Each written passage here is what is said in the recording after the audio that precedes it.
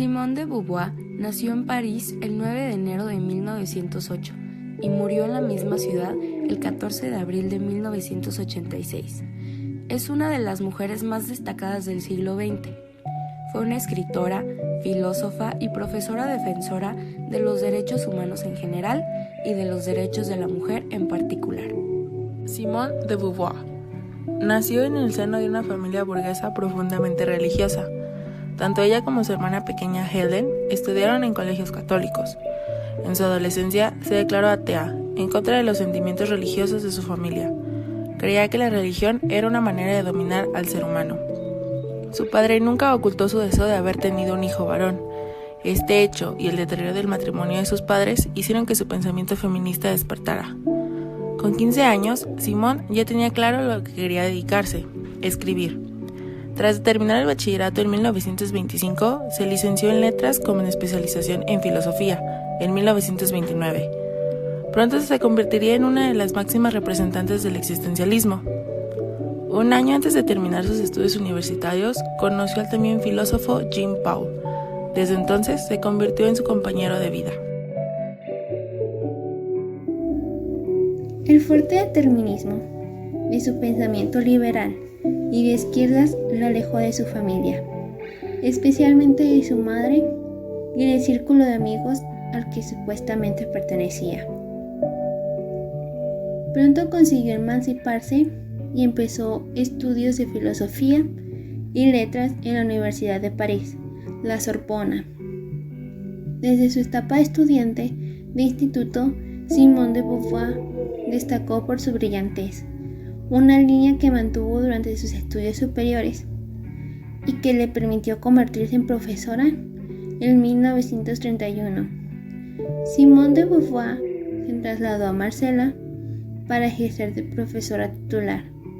Sartre tuvo plaza en Le Havre ese mismo año, por lo que tuvieron que estar separados. La única opción para que tuvieran el mismo destino pasaba por contraer el matrimonio, pero Simone se negó. Durante estos años dio clases en diferentes lugares, poco antes del estallido de la Segunda Guerra Mundial.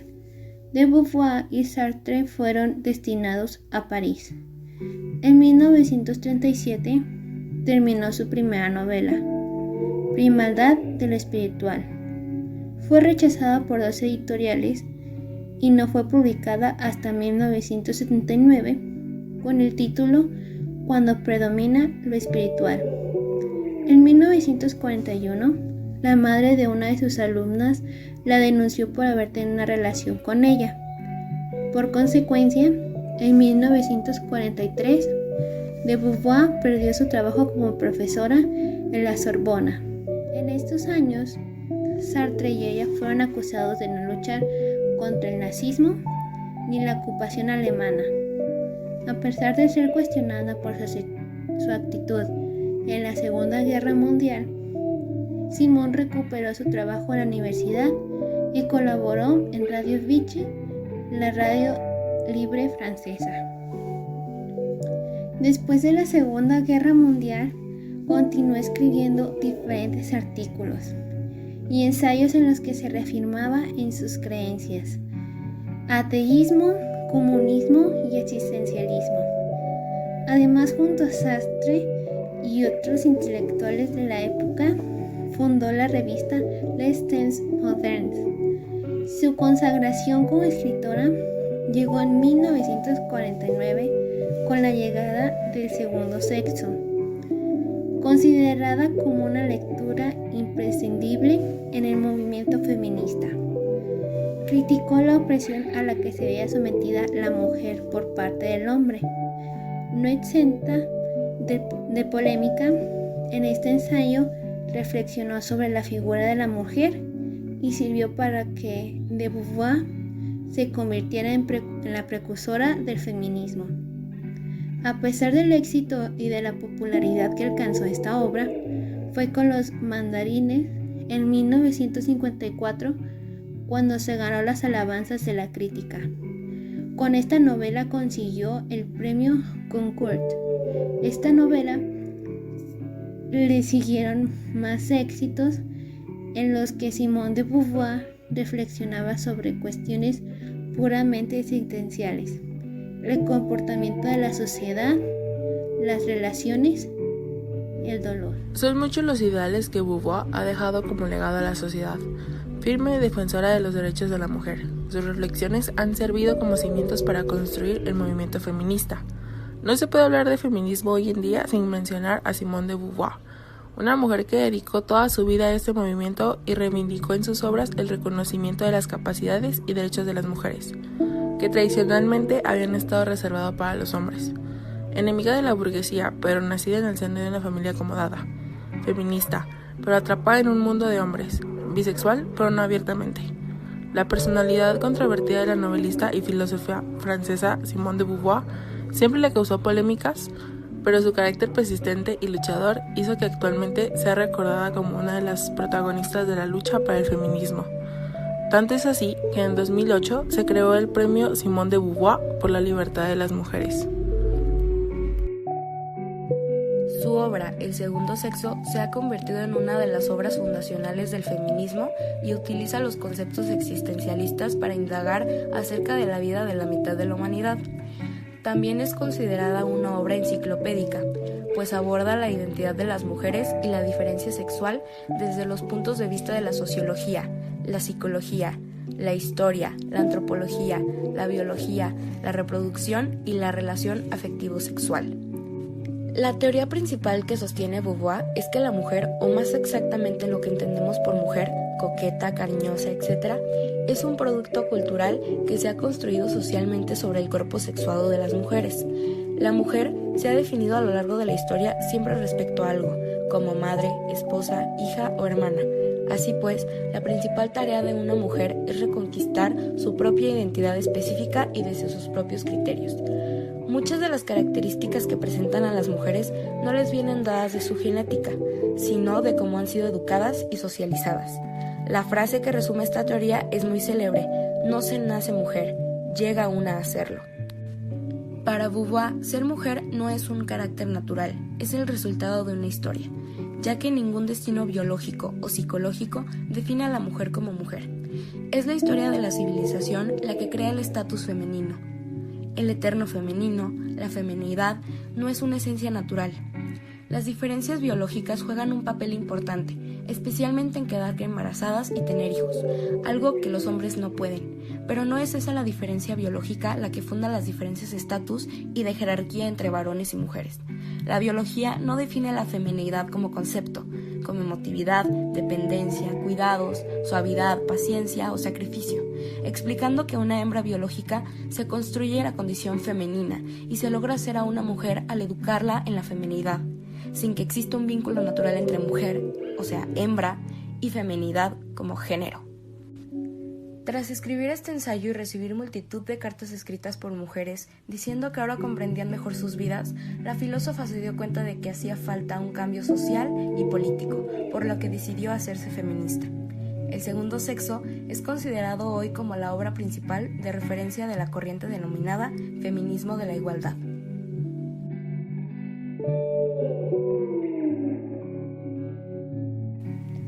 Para Beauvoir, la mujer solo existe en relación o como complemento al hombre.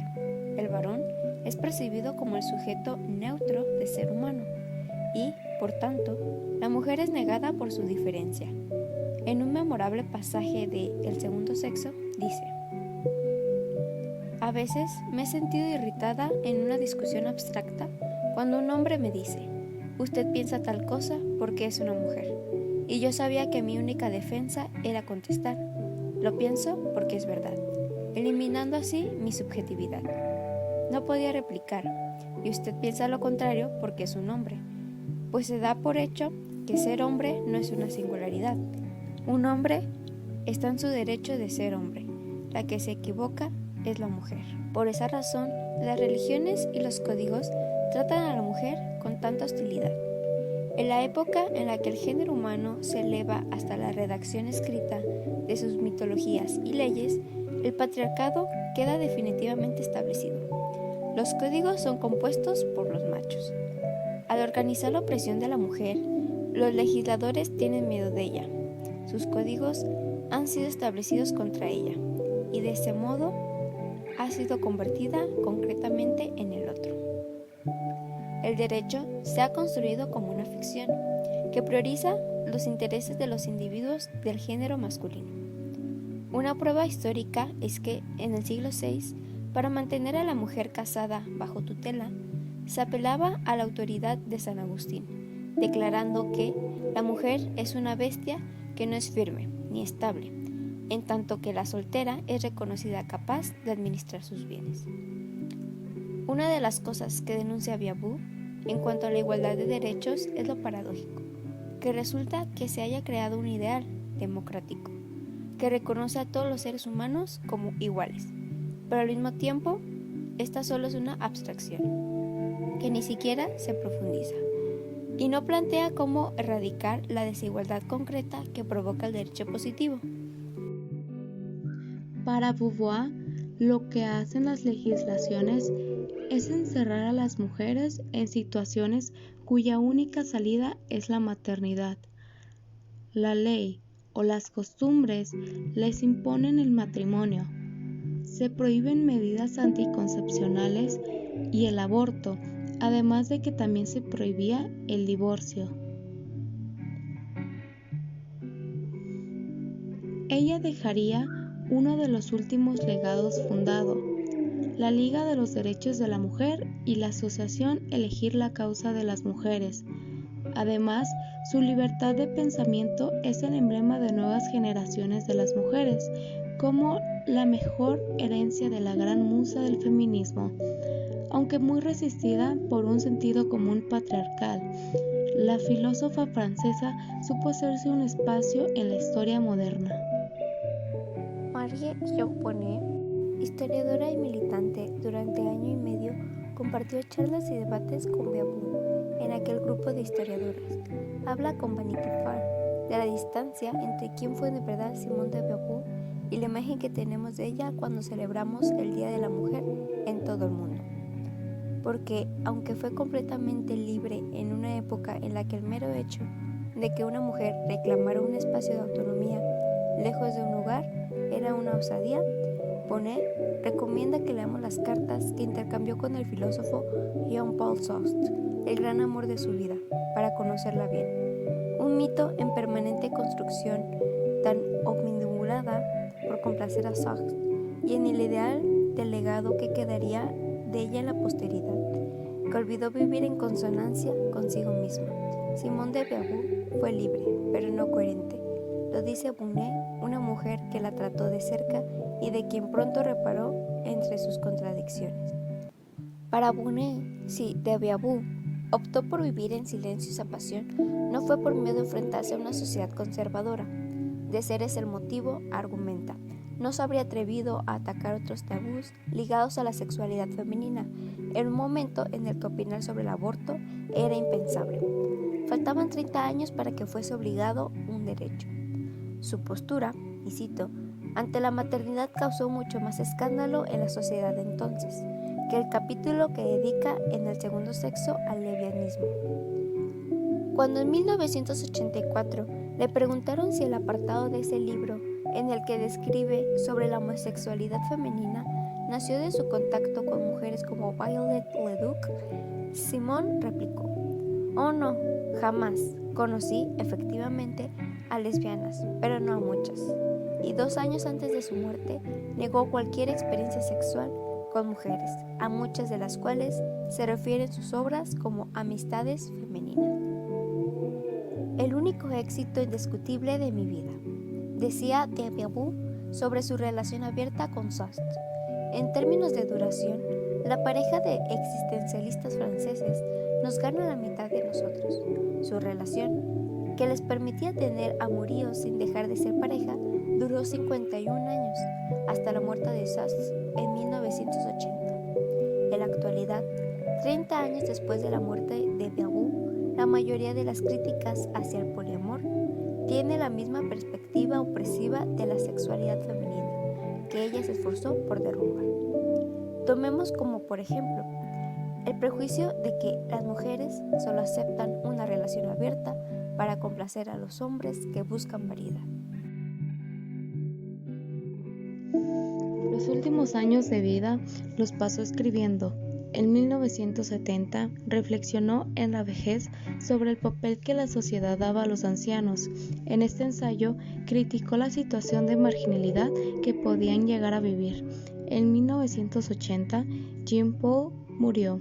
Un año después, Simone de Beauvoir publicó La ceremonia del adiós. Polémico para muchos, en este ensayo relató los últimos años de vida del que fue su compañero de viaje.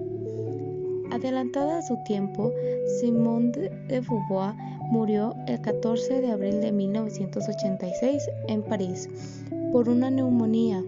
Sus restos hoy descansan al lado de su amado en el cementerio Montparnasse.